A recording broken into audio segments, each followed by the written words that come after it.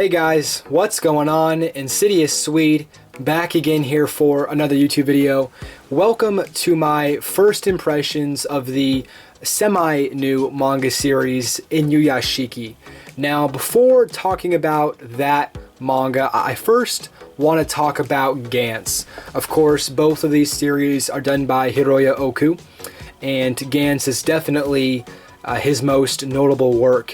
And you know, it's funny because I have very mixed feelings about Gantz.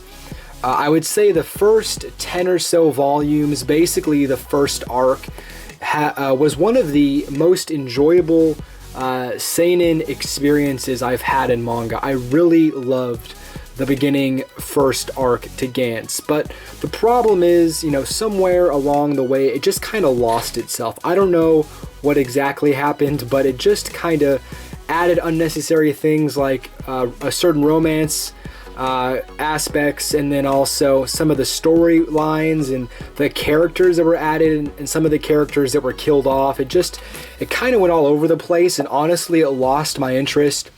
I have about the first 20 or so volumes, and I have no intention of buying the rest of it. I did go online to finish it, and unfortunately it didn't get any better. If it had, I probably would have seeked out the rest of the series. But I wanted to talk about Gantz so much in this video because Inuyashiki is very, very similar. And I'm really hoping that Hiroya Oku has learned from his mistakes. And so far, through Volume 1, I can say that he has. Now, I want to go into a lot of detail with the first chapter of Inuyashiki, so I apologize if I'm giving out more than usual in terms of spoilers, but overall I still feel that even if you know this information, you can still enjoy this entire volume. But the first thing that I want to talk about is the first chapter in here is one of the best first chapters I have ever read in any manga series. It really blew me away. Basically, the entire first chapter is covering this man right here, Ichiro Inuyashiki. He is a 58-year-old man, although he looks more like he's 70, to be completely honest, and that's part of this series too. I'm not entirely sure why that was necessary to make him look, you know, a decade or two older than he actually is. But he is a 58-year-old man who has spent his entire life saving up to buy his family a house, and this entire first volume is kind of covering that because, you know, the first thing you see is when they get there, the two kids, his wife, are all kind of, you know, disappointed in the house that they live in. They're stuck in this house behind that huge mansion, and neither of his two children respect him. His wife seems to be the same way. There's even a scene in this first chapter where he and his son are seen walking next to each other, and he just feels completely embarrassed to be even by his side. So really, we get kind of an idea on who Inuyashiki is. He's a very quiet man. He doesn't like confrontation, and he's not respected, which isn't necessarily something to do with him. It's more to do with the people that he has surrounded himself with.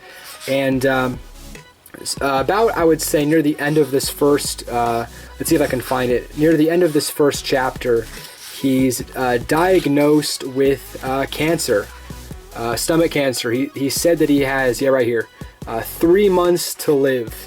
And so he starts freaking out, you know, and he even tries to call his family, who don't even pick up the phone for him, and he's sitting there wondering if anybody has ever cared about him. And then it happens. Basically, what starts the entire series. He's up here on a little hill in the park. And by the way, guys, Hiroya Oku, still an incredibly talented artist. I think he's probably gotten better since Gantz. It's incredible the amount of detail he can fit into a single panel. Really impressive stuff. But basically, an explosion blows him up is what happens, and he ends up getting reassembled by these robots who basically turn him into a killing machine, as you can see right there. That's a pretty good example of what he looks like. His entire body is basically a weapon. And this kind of begins a series where Ichiro decides that he wants to be a hero. He wants to save lives. He wants to know that his life has meaning. And wow, guys, that first chapter, to me, when I was reading it, blew me away. It was one of the best first chapters, like I said, one of the best chapters I have ever read, and the best chapter I've read in a long time for sure. I would say the rest of the first volume is just okay. I think a lot of the things they did were Hiroya Oku did was good, but that first chapter really stood out to me. Just the way they introduced the character, and I love the idea about an older man leading this title. I appreciate the fact that it's different than from your young, Japanese male. It's definitely an improvement in my opinion. I like the difference here. There's even in the end of the first volume here, there's a great reference to Gans. It's hilarious. You guys, if you pick up the volume, you'll know what I'm talking about. But just hilarious to see that thrown in there as well. But overall, guys, a very, very solid first volume to this new seinen title by Hiroya Oku. I think he has learned from his mistakes. I think this series is going to be leaps and bounds better than Gans. I don't think it's going to be as brutal, although there's going to be moments in there where I'm sure there's going to be a lot of brutal aspects to it, but definitely just seems to be more polished, more clean, and just a superior series for him. But yeah, definitely check this one out, guys, if you haven't yet. And if you have any other comments or questions, please feel free to leave them down below. But anyways, guys, thank you for watching. I'm Insidious Swede. Take care.